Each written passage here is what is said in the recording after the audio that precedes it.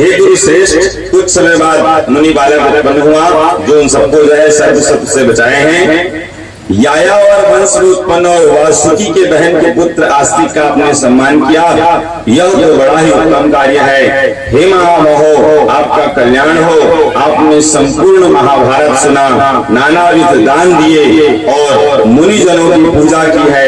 हे गुरु श्रेष्ठ, आपके द्वारा इतना महान पुण्य कार्य किए जाने पर भी आपके पिता स्वर्ग को प्राप्त नहीं हुए और न आपका संपूर्ण कुल ही पवित्र हो सका।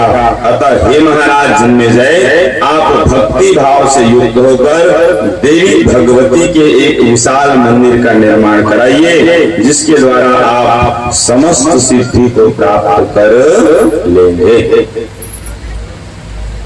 अब यहाँ से वास्तविक में देवी की महिमा शुरू होगी, मतलब माता जी की जो है कथा।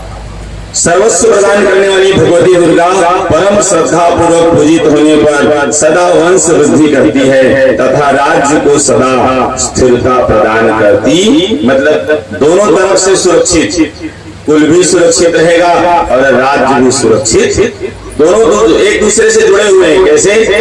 परिवार तो है लेकिन व्यवस्था ही नहीं तो परिवार किस काम के? परिवार है, व्यवस्था नहीं तो भी बिगड़ गया, या सब कुछ है और परिवार ही नहीं है, पुत्र आदि नहीं है, अपुत्र से गते नासी स्वर्गो नहीं वच नहीं वच, सब कुछ है, घर में धन धान्य भरा पूरा है, लेकिन परिवार ही नहीं है, पत्नी नहीं है, पुत्र नहीं है, तो उस धन संपत्ति का क्या अर्थ? दोनों जरूरी है। और माता जी की कृपा से, माता जी की आराधना से, देवी भगवती की आराधना से ये दोनों ही संभव। आगे आप लोग कथा में सुनेंगे कि किस प्रकार जो है माता जी अपने भक्तों की रक्षा करती है। अब ये कथा हम लोग यहाँ से मतलब भली भांति कथा सुनने को, तो अब इस प्रकार जन्मेजय जी को देवी यज्ञ हेतु प्रेरित करते हैं कि आप सुंदर श्रीमद् देवी भागवत श्रवण कीजिए। और जैसे कि आप लोग सुन रहे हैं, नवाहन यज्ञ मतलब मंदिर तो बनवाना ही है, साथ साथ में श्रीमद् देवी भागवत भी श्रवण करें। इसके विषय में वर्णन आया है। हे नृपश्रेष्ठ, जिनके प्रेम पूरित हृदय में सर्वदा भगवती विराजमान रहती हैं, वही सौभाग्यशाली, ज्ञानवान एवं धन्य है। विशेष आपको बता दूं, वैसे तो सतयुग, त्रेता, द्वापर सभी युगों में देवी की आराधना प्रचलित है, लेकिन विशेष कलयुग में प्रत्यक्ष कोई यदि है ना तो देवी ही है।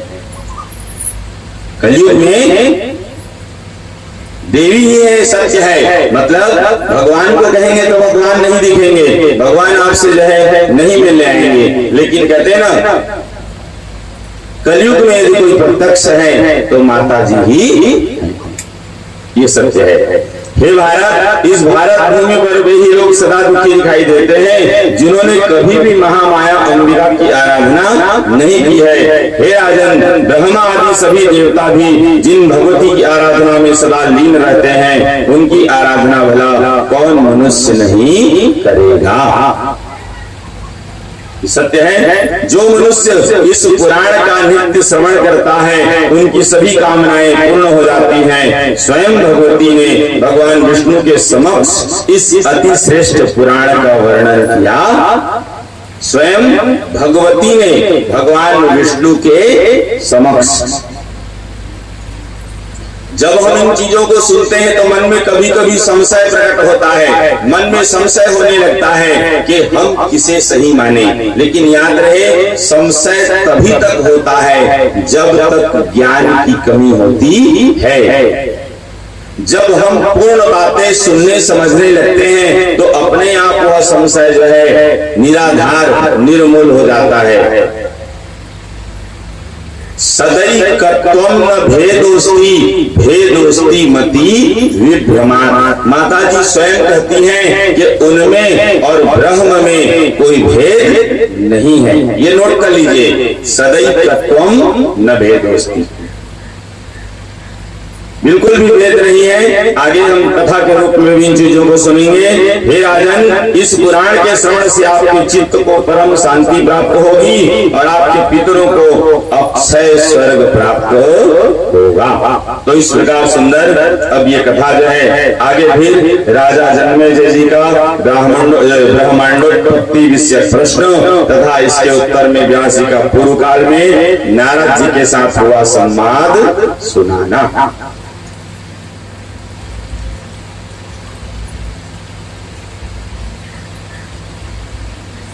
अब ये कथा आप लोग सुने हैं, सृष्टि विस्तार की कथा में याद रहे। महिमा में हम लोग सुने थे देवी भागवत के 5 लक्षण, पुराण के 5 लक्षण। क्या क्या सुने थे? सबसे पहले सर्ग, प्रतिसर्ग, वंश, मनवंतर और वंशानुचरित, ये 5 लक्षण सुने थे। तो सर्ग मतलब जो देवियां प्रकट हुई उसका नाम सर्ग है। उनके बाद जो देव प्रकट हुए उनका नाम प्रतिसर्ग है। और जो सूर्य वंश, चंद्र वंश आदि जो वंश प्रकट हुआ इनका नाम वंश है। इन सबके द्वारा जो कालक्षेप हुआ, समय व्यतीत हुआ, इसका नाम मनवंतर है। और आगे भी इनकी जो वंशावली बढ़ी है इसी को वंशानुचरित कहते हैं।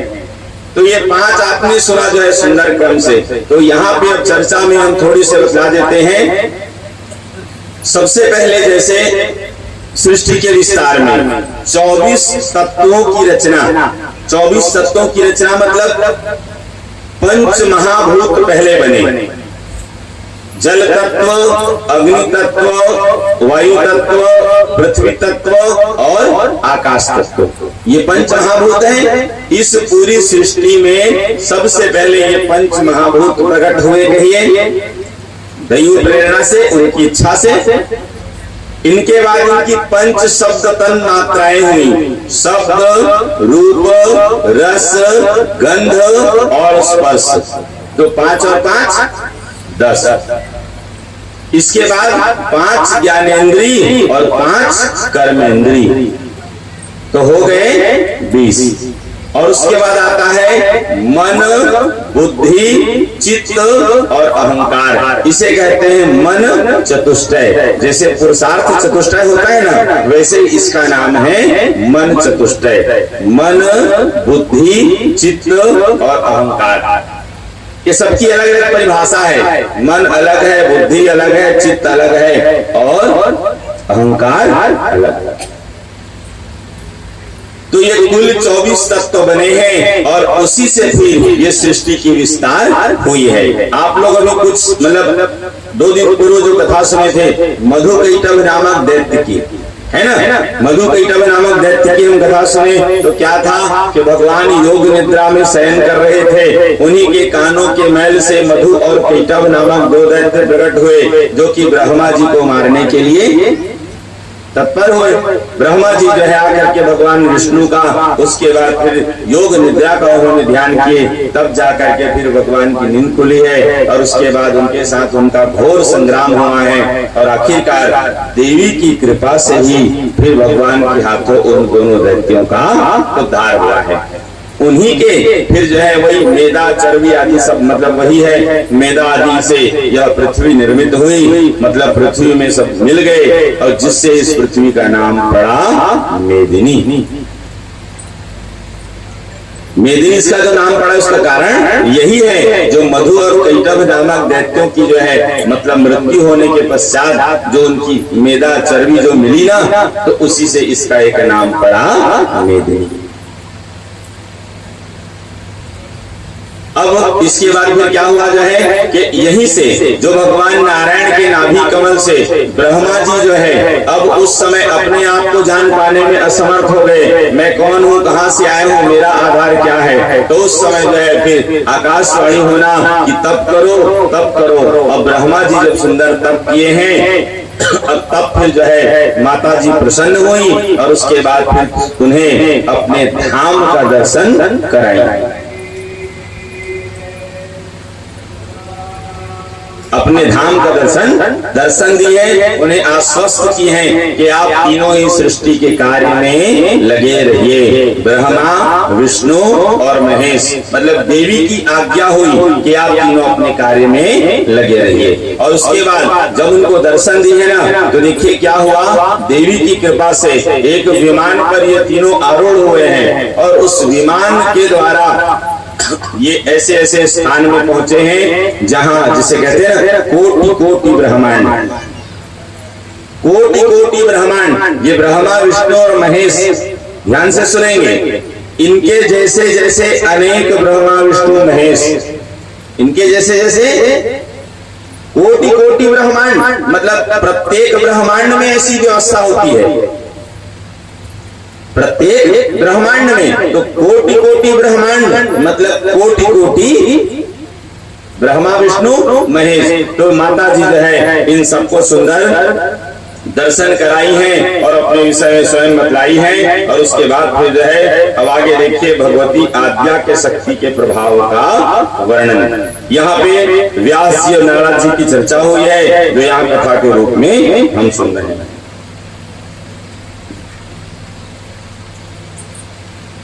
बहुत सुंदर यहाँ प्रश्न देखिए, फिर से थोड़ी सी ज्ञान की चर्चा हो रही है। व्यास जी बोले, हे महाबाहो, हे कुरुश्रेष्ठ, आपने मुझसे जो प्रश्न पूछे हैं उन्हीं प्रश्नों को मैं मेरे द्वारा मुनिराज नारद जी से पूछे जाने पर उन्होंने जो इस विषय में कहा है वही मैं आपको भी बतलाता हूँ। मतलब यहाँ पे अब वेद व्यास जी जन्मेजय जी को कथा सुनाना प्रारंभ करते हैं। उधर सूत जी सौनकादि ऋषियों को कथा सुना रहे हैं। अब इधर कहिए लक्ष्मी जी, मतलब माता जी विष्णु जी को सुना रही हैं, ब्रह्मा जी इधर नारद जी, मतलब क्रम जो है ऐसे चलते रहता है। तो वही यहाँ पे कह रहे हैं वेद व्यास जी, क्या उन्होंने कहा था, व्यास किम ब्रह्म्यद्य पुरायम संशयो मम उत्पन्नो हृदयत्यर्थम संदेहासार पीड़ित। नारद जी जो है देखिए क्या बोले, हे व्यास जी, मैं आपसे इस समय क्या बात कहूँ, मतलब इस समय क्या कहूँ, प्राचीन काल में यही शंका मेरे भी मन में उत्पन्न हुई और संदेह की बहुलता से मेरा मन उद्वेलित हो गया। मतलब एक एक करके, जैसे एक ने पूछा तो दो ऊपर से बताए वो बतला रहे हैं, उससे पूछा गया तो वो कहते हैं कि मेरे ऊपर से जैसे मुझे ज्ञात हुआ वो मैं आपको बतला रहा हूँ। तो उसी प्रकार हम आप भी यहाँ सत्संग के माध्यम से श्रवण करें। अब आप सुनेंगे नारद जी पूछे हैं ब्रह्मा जी से। अब ब्रह्मा जी फिर क्या बोले कि जैसे मैं विष्णु जी से जो है सुना हूँ वैसे मैं आपको बता रहा हूँ। अब विष्णु जी से पूछे तो भगवान विष्णु जी जो अनुभव किए हैं, विष्णु जी जो बतलाए हैं, भगवान विष्णु वो सही यहाँ पे चर्चा है। मतलब देख लीजिए कितना क्रम हो गया, कई लोग सुन रहे हैं और सुना रहे हैं। हे ब्राह्मण, वह सब कुछ बताइए और मेरे संदेहों को दूर कीजिए। हे निष्पाप, मैं असत तथा दुख रूप संसार में डूबा हुआ हूँ। इस प्रकार जो है उनसे निवेदन किए। और बहुत सुंदर प्रश्न है यहाँ पे, हे परम तत्व का ज्ञान प्राप्त किए बिना शांति मिल भी कैसे सकती है। अनेक प्रकार से उलझा हुआ मेरा मन एक जगह स्थिर नहीं हो पा रहा है। अब यही से प्रश्न है, कम स्मरामि यजेकम वा कम ब्रजाम्यर्चयामि कम स्तौमि कम नाभिजानामि देवं सर्वेश्वरेश्वरम। मैं किसका स्मरण करूं? ये प्रश्न नोट करके रखें, ये हमारे जीवन के लिए महत्वपूर्ण है। अब ये वही प्रश्न है जो परीक्षित जी श्री सुखदेव जी से किए। परीक्षित जी जो सुखदेव जी से किए थे वही प्रश्न है। वहां पे पहला प्रश्न ये था कि मनुष्य मात्र का वास्तविक कर्तव्य क्या है, मतलब मनुष्य को क्या करना चाहिए, पहला। उसके बाद अब आगे फिर आया था कि उन्हें किसका स्मरण करना है, किसका यजन करना है, किसका पूजन करना है, किसका उन्हें सुंदर भजन करना है और किसका त्याग करना, किसका स्मरण करना है, किसका यजन करो, कहाँ जाऊं, किसकी अर्चना करूं और किसकी स्तुति करूं। अब इन सब प्रश्नों का एक ही सार उत्तर है जो आप लोग सुनते हैं, जिसे रामचरितमानस के अनुसार कहें, भागवत जी के अनुसार कहें, नवधा भक्ति कहते हैं।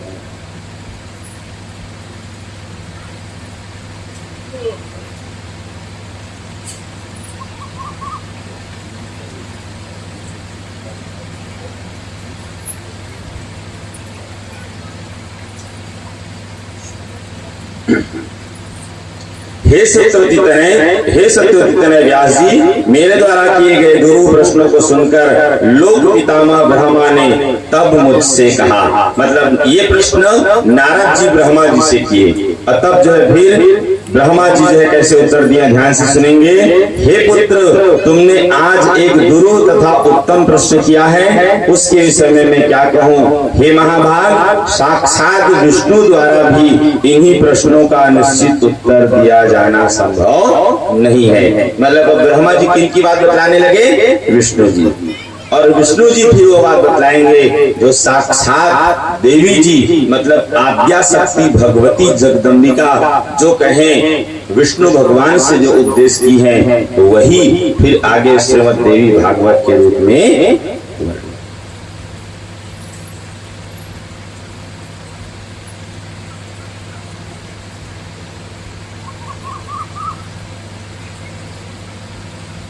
चलिए इसको थोड़ा सुनते हैं, अच्छा लगेगा, और यहीं से फिर सृष्टि विस्तार की बताएगी। प्राचीन काल में जिस समय जल प्रलय के होने पर स्थावर जंगमादि प्राणियों के नष्ट हो जाने तथा मात्र पंच महाभूतों की उत्पत्ति होने पर मैं कमल से आविर्भूत हुआ। जो थोड़ी देर पहले मैं आप सबको बताया ना कि सबसे पहले कौन प्रकट हुए, पंच महाभूत, क्षितिजल पावक गगन समीरा, पंच रचित अति अधम शरीरा।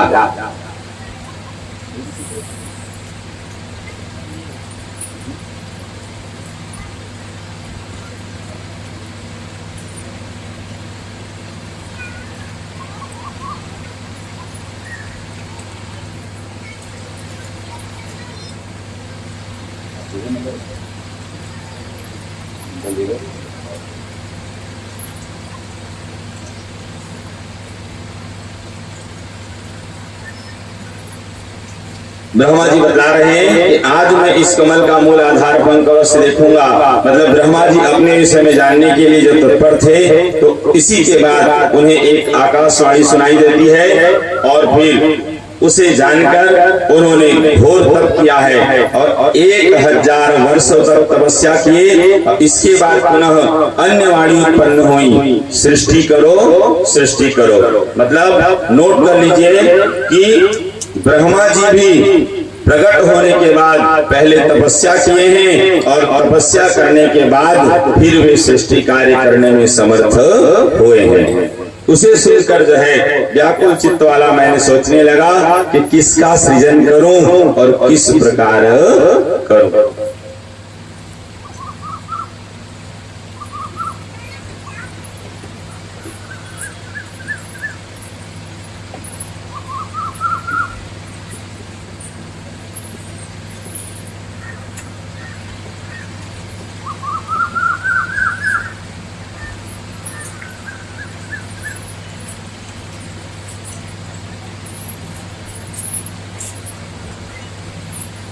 आगे वर्णन आया है कि माता भगवती का जो है तीनों को दर्शन देना, दर्शन देने के बाद फिर जो है भोलेनाथ जी के द्वारा और ब्रह्मा जी के द्वारा भगवती की स्तुति।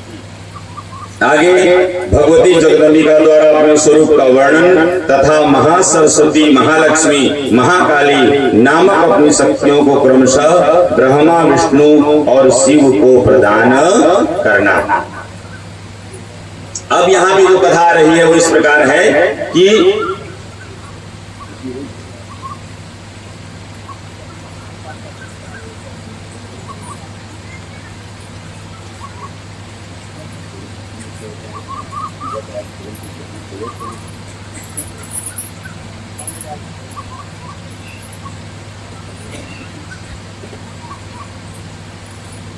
चलिए ब्रह्मा जी बोले, अत्यंत नम्र भाव से पूछने पर वे आज्ञा भगवती किस प्रकार निवेदन की है, किस प्रकार उनको समझाई है, अब वो ब्रह्मा जी फिर बतलाना प्रारंभ करते हैं। यहाँ से देखिए माता जी अपना परिचय दी है और प्रत्यक्ष रूप में ब्रह्मा विष्णु महेश ये तीन जो आप लोग जानते हैं, और उसी प्रकार महाकाली महालक्ष्मी और महासरस्वती इन तीनों को उन्हें सौंपना और सृष्टि का जो है फिर कार्योधर होना। यहाँ पे वर्णन आया है देवी जो बोली है, मतलब माता जी स्वयं, सदैव न भेदोस्ति सर्वदैव ममास्य च योसौ साहमहम योसौ भेदोस्ति मति विभ्रमात्। स्वयं देवी जी ने कहा है कि मैं और ब्रह्म सदा एक ही हैं। जिन्हें हम लोग भगवान कहें या भगवती कहें, देवी कहें या देव कहें, दोनों में कोई अंतर। जैसे एक मान लीजिए स्त्री और पुरुष दोनों एक हैं, जैसे व्यवहारिक दृष्टि में बताया जाता है कि दोनों एक रथ के दो पहिए हैं। एक रथ के यदि एक प्रभावित हो जाए तो रथ का चल पाना संभव, दोनों में कोई अंतर नहीं है। तो वैसे ही जिन्हें हम लोग देवी के रूप में पूजते हैं वह भी वही है, और भगवान के रूप में पूजते हैं, दोनों में कोई अंतर नहीं है, कोई भेद नहीं है, क्योंकि जो वे हैं वही मैं हूँ और जो मैं हूँ वही वे भी हैं। बुद्धि भ्रम से ही हम दोनों में भेद दिखाई पड़ता है। इसलिए हम दोनों में विद्यमान सूक्ष्म अंतर को जो बुद्धिमान जानता है वह संसार के बंधन से छूटकर सदा के लिए मुक्त हो जाता है, इसमें संदेह नहीं है। मतलब जिस दिन हमें ये बात समझ में आ जाएगी कि दोनों में कोई भेद नहीं है, समझ लेना कि उस दिन वह जीव फिर मुक्त हो जाएगा। एकमेवा द्वितीयं वै ब्रह्म नित्यं सनातनम द्वैत भावं पुनर्याति काल उत्पत्ति संज्ञके। याद रहे ब्रह्म अद्वितीय एक नित्य एवं सनातन है, केवल सृष्टि रचना के समय वह पुनः द्वैत भाव को प्राप्त होता। जब उन्हें लीला करनी होती है अब तभी वो अलग अलग रूपों में प्रकट होते हैं, अन्यथा एक ही रहते, दोनों में कोई अंतर नहीं है। एको हम बहुत श्याम, जब भगवान को लीला करने की इच्छा होती है और तब भगवान अनेक रूपों में प्रकट होते हैं, अन्यथा नहीं।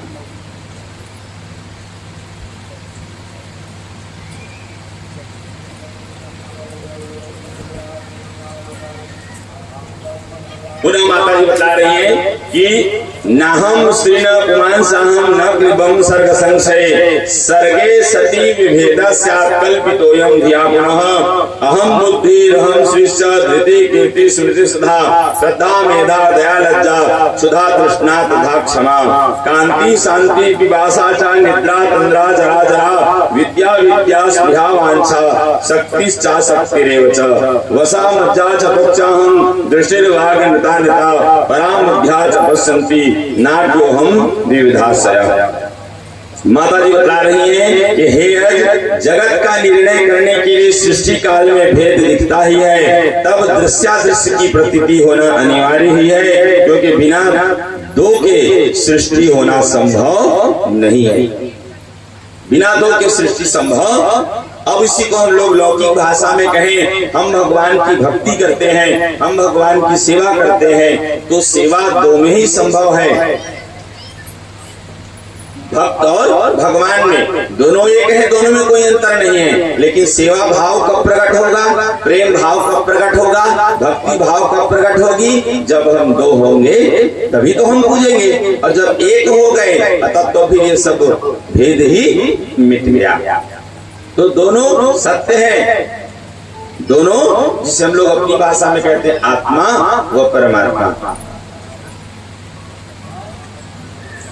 अब इसके बाद क्या होता है, ध्यान से सुनेंगे। सृष्टि के प्रलय काल में न मैं स्त्री हूं न पुरुष हूं और न ही नपुंसक हो, परंतु जब पुनः सृष्टि होने लगती है तब पूर्ववत यह भेद बुद्धि के द्वारा उत्पन्न हो जाता है। मैं देखिए माता जी क्या कर रही हैं, जैसे भगवान ने कहा है ना, वैसे यहाँ पे स्वयं कह रहे हैं मैं ही बुद्धि, मैं श्री, धृति, कीर्ति, स्मृति, श्रद्धा, मोक्ष, दया, लज्जा, क्षुधा, तृष्णा, क्षमा, कांति, शांति, पिपासा, निद्रा, तंद्रा, जरा, अजरा, विद्या, अविद्या, स्पृहा, वांछा, शक्ति, अशक्ति, वसा, मज्जा, त्वचा, दृष्टि, सत्या सत्यवाणी, परा, मध्यमा, बसंती आदि वाणी के भेद और जो विभिन्न प्रकार की नाड़ियां हैं वह सब मैं ही हूँ। सरल शब्दों में ये समझ जाएं कि इस सृष्टि में जो भी वस्तु दृष्टिगत हो रही है वो माता जी के ही रूप हैं, उनसे पृथक नहीं।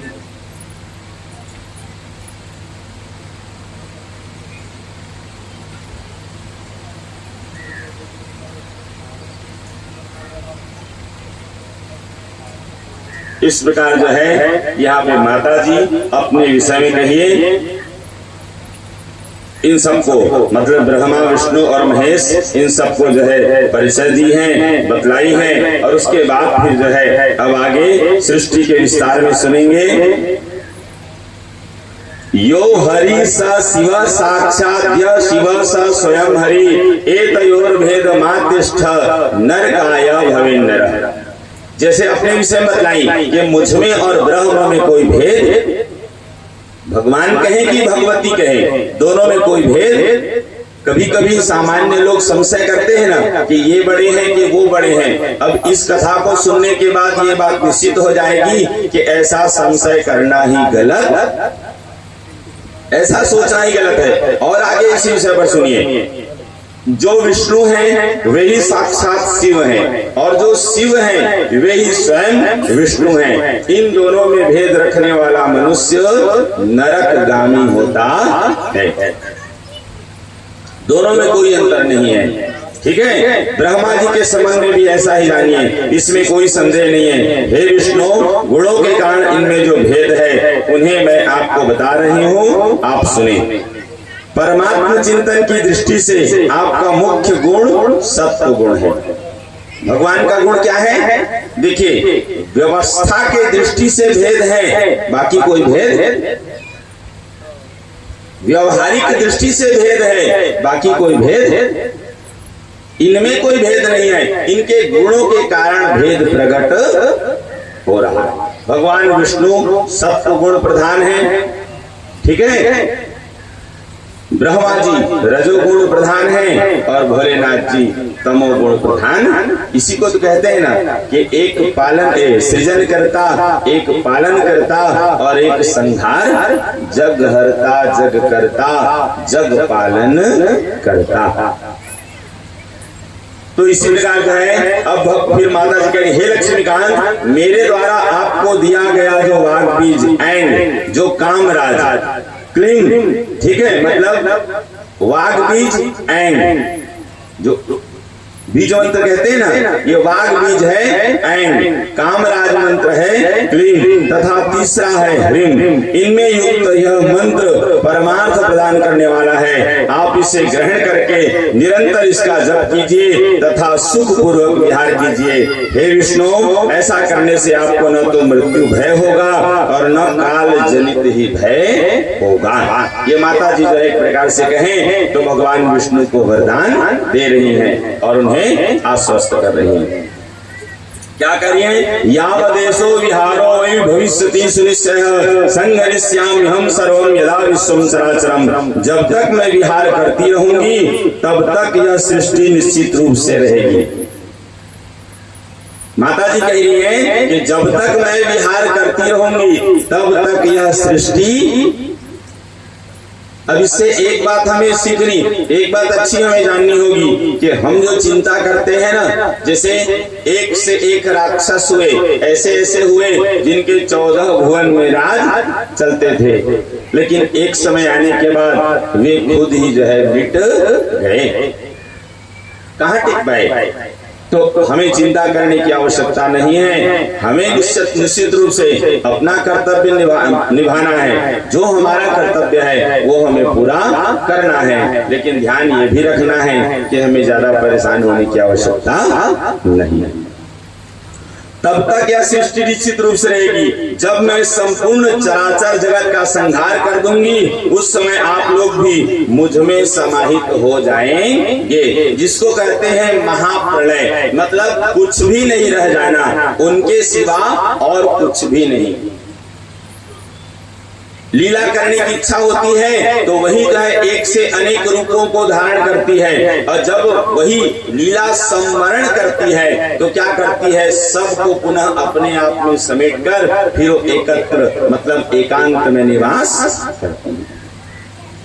आप लोग समस्त मनोरथों को पूर्ण करने वाले तथा मोक्ष प्रदान करने वाले इस मंत्र का अनवरत स्मरण करें। आपका कल्याण, अपना कल्याण चाहने वाले व्यक्ति को इस मंत्र के साथ ओम जोड़कर चतुरक्षर मंत्र का जप करना चाहिए।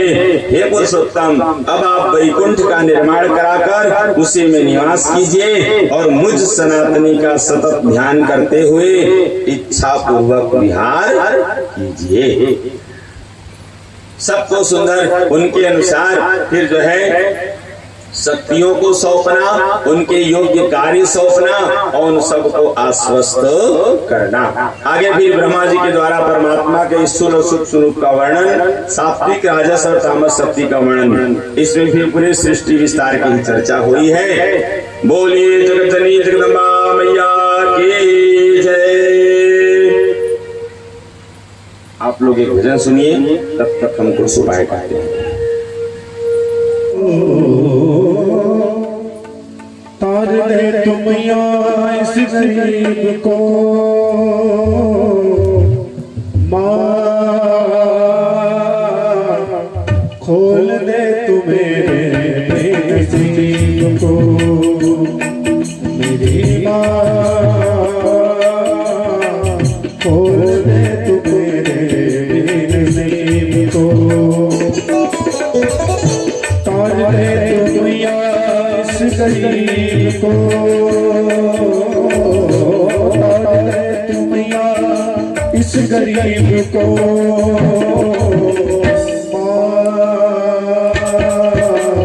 खोल दे तू मेरे नसीब को, मेरी माँ खोल दे तू मेरे नसीब को।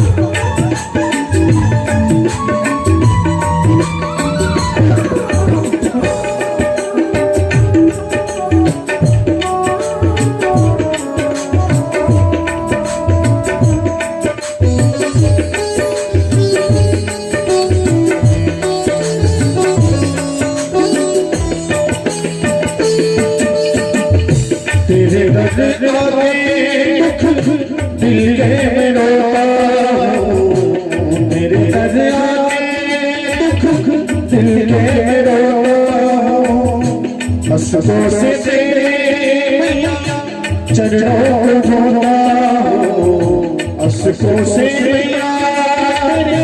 चरणों को धोता हूँ, तेरे होते जाने को चैन से न जीऊं मैया, चैन से न सोता, गले से लगाए बदनसीब को, गले से लगाए बदनसीब को, माँ खोल दे तू मेरे नसीब को, मेरी माँ खोल दे तू मेरे नसीब को।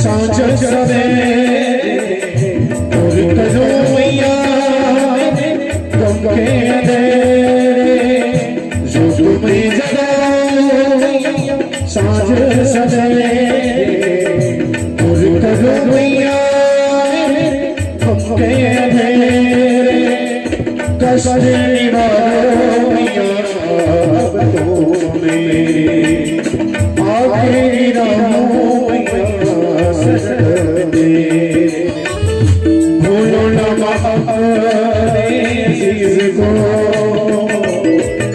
भूलो न अपने अज़ीज़ को माँ खोले तो तेरे बेनसीब मेरी माँ खोले तो तेरे बेनसीब तारा दे तो मैया इस गरीब को तारा दे तो मैया इस गरीब को माँ खोले तो मेरे बेनसीब को मेरी माँ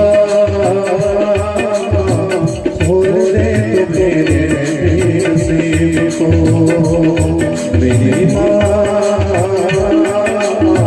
खोले तो तेरे बेनसीब को मेरी माँ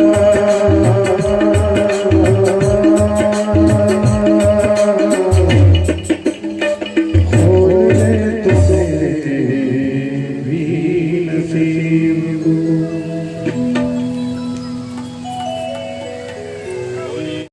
पुत्र नहीं थे। कौशल देश में देवदत्त नामक एक विद्वान ब्राह्मण थे और वे निसंतान थे, इसलिए पुत्र प्राप्ति हेतु उन्होंने यज्ञ किया। अब उस यज्ञ में जितने योग्य व्यक्ति थे उन्हें वर्ण किए। जिसे यहाँ कुछ वर्णन ध्यान सुनेंगे। उस यज्ञ में मुनिवर सुहोत्र को ब्रह्मा जी बनाए। ब्रह्मा मतलब यज्ञ में जो ब्राह्मण वर्णित होते हैं ना, उनके ये एक प्रकार से पद कहे गए हैं। सच में ब्रह्मा जी मत मानना, यज्ञ में जो ब्राह्मण वर्णित होते हैं उनको एक संज्ञा दी जाती है कि कौन किस पद पर स्थापित है, मतलब प्रतिष्ठित है, तो उनके कार्य क्या होंगे। तो वैसे ही सुहोत्र को ब्रह्मा, याज्ञवल्क्य को अध्वर्यु, बृहस्पति को होता। अब आप स्वयं विचार करें, ऐसे यज्ञ जिसमें बृहस्पति जी होता मतलब घी डालने आने, उसको कहते हैं होता। पैल मुनि को प्रस्तोता, गोभिल मुनि को उद्गाता, जो मंत्र आदि सब पाठ करते हैं और सभासद बनाकर उन्हें विधिवत प्रचुर धन प्रदान किया।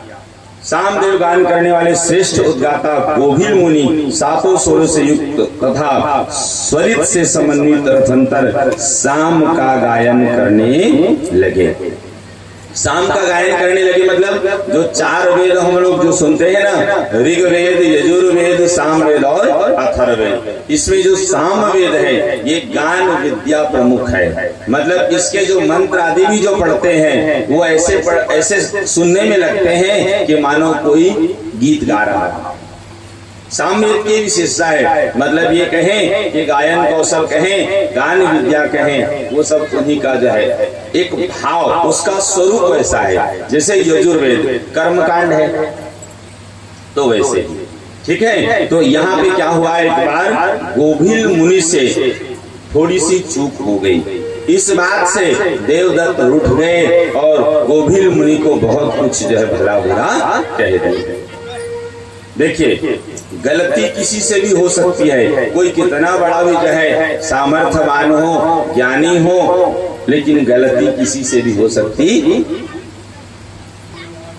जैसे अब हम मंत्र पाठ कर रहे हैं, बोलते बोलते कभी उच्च नीच होता है, तो कभी स्वर बढ़ जाता है या फिर कम हो जाता है, या कभी कोई चीज कम ज्यादा हो जाता है। इसमें कोई आश्चर्य की बात नहीं है। तो यहाँ पे क्या हुआ, अब वैसे गोभीर मुनि से चूक हो गई तो उन्हें बहुत कुछ भला बुरा जब कह दिए तो गोभीर मुनि भी कुपित हो गए, और उसके बाद वो देवदत्त जो यज्ञ कर रहे थे पुत्र प्राप्ति हेतु उन्हें शाप दे दिए कि जाओ तुम्हें मूर्ख पुत्र की प्राप्ति। अब देखिए, अब इसी विषय पर फिर पूरी चर्चा हो गई है। मतलब जब साप हो गया तो भयभीत हो गए, चिंतित हो गए, और देवदत्त मन में देखिए अब यहाँ पे इतनी चिंता किए हैं। एक पिता के लिए बताया गया है, मूर्ख पुत्रा दपुत्रत्वं मरम वेद विदो विदु तथापि ब्राह्मणो मूर्ख सर्वेषां निंद एव ही। देवदत्त ब्राह्मण है, ठीक है, वैसे तो किसी के लिए भी हो, मूर्ख पुत्र से पुत्र न होना, मूर्ख पुत्रा दपुत्रत्वम, लेकिन विशेषकर यदि वह बालक ब्राह्मण हो तब तो और भी निंद कहा गया। मतलब ब्राह्मण, देखिए ब्राह्मण के पास और कुछ नहीं होता बुद्धि के सिवा, ब्राह्मणो ब्रह्मविद बलि। अब ब्राह्मण होकर मूर्ख हो जाए तो इससे बड़ी निंदा की बात और कुछ नहीं हो सकती। तो इसी बात को जो है, अब देखिए शास्त्रों में इतना सुंदर वर्णन है कि यथा शूद्रस्था मूर्खो ब्राह्मणो नात्र संशय न पुजारहो न दानार्हो निंद्यश्च सर्व कर्मसु। मतलब शास्त्र में ऐसा वर्णन है, ध्यान से सुनिएगा, अर्थ का अनर्थ मत करिएगा। मूर्ख ब्राह्मण किसी भी प्रकार से ग्राह्य नहीं कहा गया है, लेकिन इसका मतलब ये नहीं कि उसका निरादर हो। ध्यान से सुनेंगे, सम्मान नहीं करना हो न सही मत करना, लेकिन कभी अवज्ञा अपमान नहीं करना चाहिए। उदाहरण, आज गौ माता कचरा खा रही है, सत्य है, समय का मार कहें जो भी कहें, लेकिन फिर भी उसे हम गौ माता ही कहेंगे कि छोड़ देंगे? वो कुछ भी करें, लेकिन हम अपने कर्तव्य को हम तो सदा दिन हाथ ही, सही है। तो उसी प्रकार ब्राह्मण के लिए भी कहा गया है। यहाँ पे जो शब्द मतलब बतलाए जाते हैं प्रसंगानुसार, हमें उन्हें समझना है। प्रसंग में जो सुनते हैं वो अलग है, और परिस्थिति के अनुसार ग्रहण करना ये बात अलग है। तो सबसे उत्तम होता है परिस्थिति जन्य ही व्यवहार को स्वीकार करना, परिस्थिति के अनुसार उचित होता है। एक मतलब कोई बात हमेशा गलत नहीं हो सकता और नहीं हमेशा सही, परिस्थिति के अनुसार सही और गलत होता है, ठीक है। आगे लिखा हुआ है कि आहारादधिकं चान्नम न दातव्यम अपंडिते दाता नरकमाप्नोति गृहीता तो विशेषतः धिग्राज्यं तस्य आज्ञो वै यस्य देशे बुधा जना पूज्यन्ते ब्राह्मणा मूर्खा दान मानादिकैरपि। बहुत सुंदर प्रसंग है। ऐसा बताया जाता है कि जहां यदि, ध्यान से सुनिएगा, जिस स्थान में, जिस, ये नीति की बात जैसी है, जिस स्थान में यदि मूर्खों का सम्मान हो, मूर्खों का यदि दान मान आदि से महिमा मंडन हो, कभी वहां कल्याण संभव नहीं है। इसलिए हमें इस बात का हमेशा ध्यान रखना।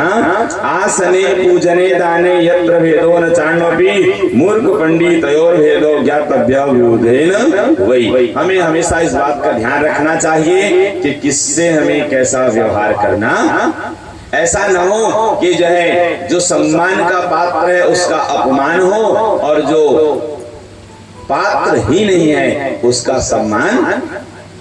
आज ऐसा हो रहा है, आज ऐसा कलयुग की विशेषता है ना, जो कह झूठ मस्खरी जाना कलयुग सोई गुणवंत बखाना। कलयुग में जो झूठ बोलना जानेगा, जो हंसी मजाक करना जानेगा, वही ज्ञानी कहलाएगा। मतलब सरल शब्दों में कहूं, छत्तीसगढ़ी भाषा में कहते हैं ना, जिला बोले आते देखर अकरी पे चाजत है, नहीं आए देखर चना गुना जाते, बस यही बात। लेकिन याद रहे, सत्य हमेशा सत्य होता है, सत्य हमेशा व्यवहारिक दृष्टि से आप ठीक है, अपने स्वार्थ को ध्यान में रखते हुए जैसे भी व्यवहार करें, लेकिन यदि गलत है तो गलत है और सही है तो सही, दोनों बातें हमें याद रखनी है। तो ये कथा हम लोग सुनते हैं। अब वो क्या हुआ, अब जब साफ हो गया तो ब्राह्मण देव गिड़गिड़ाने लगे, हाथ जोड़ने लगे, मुझसे भूल हो गई, गलती हो गई, आप मेरे अपराध को क्षमा करें और कृपा करें कि मेरा पुत्र ऐसा न हो। अब साफ तो हो गया तो वह टल, जब बहुत ज्यादा वो फिर शरणाश्रय प्राप्त किए, मतलब शरणागत हो गए, कहें शरण में आ गए कहें, तब गोभीर मुनि को फिर जो है दया आई और उन्होंने फिर आशीर्वाद दिए, वरदान दिए कि वही पुत्र भविष्य में विद्वान हो जाएगा। दोनों बातें, मूर्ख होगा मतलब जन्म के समय मूर्ख होगा, लेकिन भविष्य में वही पुत्र विद्वान हो जाएगा। तो ये कथा हम लोग सुनते हैं, बहुत सुंदर प्रसंग है। अब वह पुत्र उत्पन्न हुआ समय आने पर, और जैसे साप हुआ था तो उस साप के कारण वह महान मूर्ख हुआ। महान पिताजी द्विजोचित संस्कार आदि सब किए हैं, बहुत प्रयत्न किए हैं, पढ़ाए लिखाए। पहले आप देखे रहे होंगे ज्यादातर शिक्षा दीक्षा घर में ही हो जाती थी। ये ज्यादा स्कूल वगैरह के जो है हेडेक, सही है, ये तो सब बाद में धीरे धीरे अब ऐसा व्यवसायीकरण हुआ कि 2.5 साल 2 साल के बच्चे को भी स्कूल भेजना। पहले जब स्कूल में भर्ती होते थे ना तो क्या नियम था, कैसे भर्ती लेते थे, कान पकड़ने वाला, मतलब कम से कम 6 वर्ष से पहले भर्ती। आज भी जो केंद्रीय विद्यालय आदि कहते हैं ना, वहां पे नियम है 6 वर्ष से पूर्व भर्ती नहीं लेते, ये सत्य है। अब उधर क्या हुआ कि बहुत प्रयत्न किए लेकिन पढ़ा, अब धीरे धीरे अब ये कहें कि उसकी अवज्ञा होने लगी, नकारने लगे लोग उसे, ये मूर्ख है, बेकार है, नकारा है। बहुत बेचारा सह सकते थे तब तक सहे, और आखिरकार जब सहन नहीं हुआ तो घर बार सब छोड़ करके वनवास किए। अब यहाँ पे एक व्यवहारिक बात बतलाऊं, कथा तो चली रही है लेकिन व्यवहारिक बात यह भी है, याद रहे ऊपर वाले ने सबको कुछ ऐसा बनाया है जिसमें कुछ न कुछ विशेषता, ठीक है, पर्टिकुलर एक विषय का उसे ज्ञान नहीं होता, अलग चीज है, लेकिन जरूरी नहीं है कि वो सब प्रकार से बेकार। ऊपर वाले ने ऐसा कोई व्यक्ति बनाया ही नहीं है जो पूर्णतः बेकार हो, सब में कुछ न कुछ विशेषता भगवान दे करके भेजे हैं। अयोग्य पुरुषो नास्ति योजकस तत्र दुर्लभ। याद रहे इस संसार में कोई व्यक्ति अयोग्य नहीं है। अयोग्य पुरुषो नास्ति योजकस तत्र दुर्लभ, उसे सही जगह में लगाने वाला व्यक्ति दुर्लभ है। व्यक्ति अयोग्य, अरे कोई वस्तु है उसकी उपयोगिता यदि हमें पता नहीं तो हमारे लिए वो बेकार है, और जिसको उसकी उपयोगिता पता है उसके लिए वो काम का, यही होता है ना। कोई वस्तु एक व्यक्ति के लिए खराब है और एक व्यक्ति के लिए बहुत अच्छा, तो ये सत्य है। इधर क्या हुआ, अब वो वनवास किए तो वो क्या किए कि अब और कुछ तो आता जाता पढ़े लिखे थे नहीं, क्या करे, न भजन पूजा आए, न कोई व्यवहार आए, न कोई क्रिया, कुछ भी नहीं। तो उन्होंने मन में एक ऐसा निश्चय किया कि मैं जो है हमेशा सत्य बोलूंगा, कभी झूठ नहीं बोलूंगा। ऐसा निवास करते करते उन्हें 14 वर्ष बीत गए। अब धीरे धीरे जो उनके आसपास, मतलब जो उनके संपर्क में आते गए, जो उनसे परिचित हुए, उन्होंने इसी कारण जो उन्होंने व्रत लिया था, तो इसलिए उस बालक को, मतलब उस जो ब्राह्मण को कहे, बालक को नहीं कह सकते हैं, सत्य व्रत के नाम से जानने लगे। सत्यव्रतित है, याद रहे। अब देखिए कितनी बड़ी विशेषता है, पढ़ा लिखा हो न पढ़ा लिखा हो, जैसे भी हो, लेकिन सत्य धारण कर ले तो अपने आप सब कुछ अच्छा लोग उन्हें सत्यव्रत के नाम से जानने लगे। अब एक बार क्या हुआ, वो जिस पर्णकुटी में अपनी कुटिया में बना करके निवास कर रहे थे, एक बार एक शिकारी के द्वारा बाणों से बिंधा हुआ सुकर अपने प्राण बचाने के लिए वो भागते हुए आया है और जा करके उनके आश्रम के पीछे जो है झाड़ियों में छिप गया। अब वो शिकारी उसे पीछे पीछे भागता हुआ ढूंढते हुए आया है और इनसे पूछने लगे, बोले क्या आपने ऐसे जो है पशु को, सूकर को देखा है?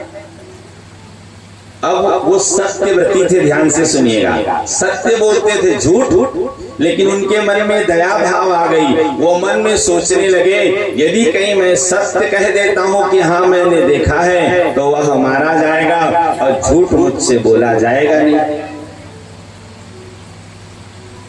झूठ मुझसे बोला जाएगा नहीं, और यदि मैं सत्य कहूं तो वो मारा जाएगा। तो वह सत्य सत्य नहीं जिसमें किसी की प्राण जाए। बहुत सोचे विचारे। अब वो क्या हुआ देखिए, उस बाणों से बिंधे हुए सूकर को आते हुए देखकर, आप लोग देखे होंगे कि हम कहीं पे बैठे रहते हैं, किसी कार्य में लगे रहते हैं या कहीं भी स्थित रहते हैं, अचानक किसी व्यक्ति को गिरते पड़ते या किसी विशेष परिस्थिति में देखते हैं, तो हमारे मुख से क्या निकलता है? छत्तीसगढ़ी में था ना, कागज देख देख देख, तो बस वही ए निकला है उनके मुख से। अब ये अनुस्वार रहित माता सरस्वती का ये वाग बीज मंत्र है। ऐन अनुस्वार हट गया तो ए हो गया। अब उसी को छत्तीसगढ़ी में ए कह देते हैं, सही है। इसी बीज मंत्र के प्रभाव से ये कहें कि उनकी सुसुप्त जो वाणी थी, जो बुद्धि, जो चेतना थी, सुसुप्त अवस्था में थी, कहें वो जागृत हो गई और सहसा जो है उनकी ज्ञान चक्षु, मतलब उस व्यक्ति का जो है सत्यव्रत के ज्ञान चक्षु प्रकट हो गए और उसके मुख से फिर जो है निकल पड़ा, ठीक है, क्या निकला? हिंदी में बतलाऊं, जल्दी समझ में आ जाएगा। उन्होंने कहा, जिसने देखा वो बोल नहीं रहा है और जो बोल रहा है उसने देखा।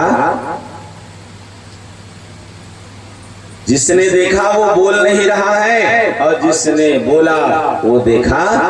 जो बोल रहा है वो देखा नहीं है, मतलब देखा। अहो व्याध स्वकार्यार्थी किम पृच्छसि पुनः पुनः। हे व्याध, अपने स्वार्थ साधने के लिए तुम क्यों बार बार मुझसे पूछ रहे हो? मैंने तुम्हें कह दिया, जिसने देखा उसने बोला नहीं, जो बोल रहा है वो देखा। या बोलते सानपस्यति, जो बोल रहा है वो देखा नहीं। फिर क्या था? उसी वाग बीज मंत्र के कारण धीरे धीरे ऐसा हुआ कि वो जो है उद्भट विद्वान हो गए और उसके बाद फिर पुनः वो अपने घर को लौटे हैं और सबने उनका सम्मान किया है। जो पिता उनसे हार कर ये कहें कि घर से निकाल दिए थे, आज वो फिर सबके चहेते और फिर सबके लिए अपने हो गए। ये माता के वाग बीज मंत्र का प्रभाव है, ये सच है। अब आप विचार करें कि खाली एक मंत्र से, एक वर्ण से इतना प्रभाव, तो जो तीनों को एक साथ स्वीकार करे और ऊपर से जो है प्रणवाक्षर के सहित, तो और कितना प्रभावशाली होगा।